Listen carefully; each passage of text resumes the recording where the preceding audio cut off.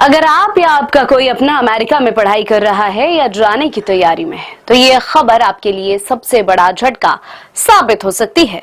अमेरिकी सरकार ने 5 दशक पुराने वीजा नियम को खत्म कर दिया है, जिससे अब वहां रुकने की आजादी सीमित हो गई है। अमेरिका ने विदेशी छात्रों, एक्सचेंज विजिटर्स और मीडिया प्रतिनिधियों के लिए लागू एक महत्वपूर्ण वीजा व्यवस्था में बड़ा बदलाव किया है। अमेरिकी गृह सुरक्षा विभाग ने दशकों पुरानी ड्यूरेशन ऑफ स्टेटस व्यवस्था को पूरी तरह समाप्त करने का फैसला किया है। अब विदेशी छात्रों के अमेरिका में रहने की अवधि अनिश्चितकालीन न होकर एक निश्चित समय के लिए तय होगी। नए नियम 15 सितंबर से लागू हो रहे हैं और इसका सबसे गहरा और सीधा असर वहां पहले से रह रहे भारतीय छात्रों पर भी पड़ सकता है। क्या थी ड्यूरेशन ऑफ स्टेटस व्यवस्था, आइए जानते हैं।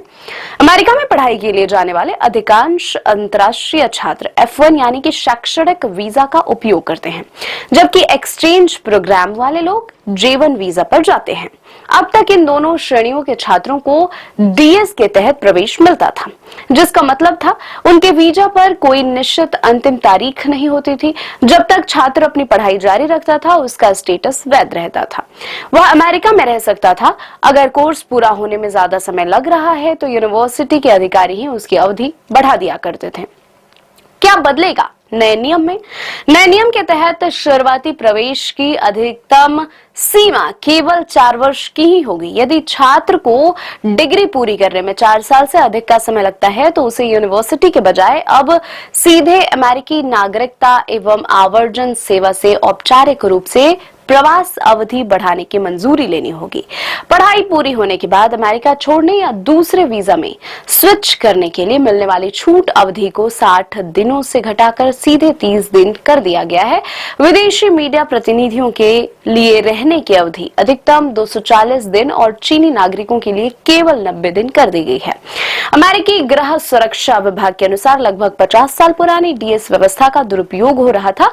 कुछ लोग लगातार नए नए शॉर्ट टर्म पाठ्यक्रमों में दाखिला लेकर सालों साल अमेरिका में टिके रहते थे।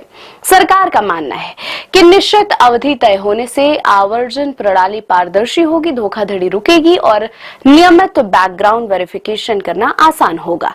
असली प्रशासनिक मुसीबत उन छात्रों के लिए खड़ी होगी जो पहले से वहां पढ़ रहे हैं और जिनका कोर्स 4 साल से लंबा खिंचने वाला है।